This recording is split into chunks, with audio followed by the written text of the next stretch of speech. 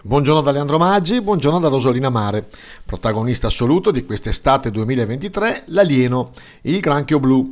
Tanti filmati che nei social abbiamo visto, ma vogliamo capire se, perlomeno nella spiaggia del detta per antonomasia Rosolina Mare, il super granchio è arrivato.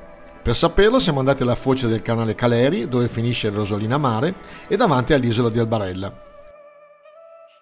Guarda, io sono qui da diverse ore, granchi blu non ne ho visti. Penso che ci siano nelle lagune, purtroppo, con tutto il danno che stanno facendo in questo momento, insomma. Però qua, nella spiaggia di Porto Caleri, non ne ho visti e non ci sono, meno male. Granchi blu ne avete visti in questa spiaggia? Uno. Ah, solo uno, che non è, Sì. non è preoccupante ancora. No, uno no.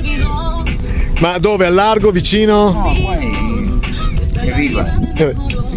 Nella bottiglia. Preoccupati del granchio blu o no? No, per uno no. No. Allora, c'è nel secchio un paio di granchi blu, li hai presi qua in questo canale? Sì, visti qua. Visti e ho provato a prenderli, sta capitando. Ma aveva colpito, cioè era già nella spiaggia oppure sempre in laguna? No, erano qui in spiaggia. Spiaggia. Sì, erano qui. Come non ce ne sono, c'è ancora un'invasione di questi? Beh, oddio, adesso abbiamo trovato questi, abbiamo fatto anche una caccia, però questi abbiamo trovato. Ce ne sono pochi, fortunatamente. Però adesso io qua, poi non so, qui attorno. Conclusioni: per adesso pochissimi avvistamenti del granchio blu nelle spiagge e quindi tranquillità per noi bagnanti.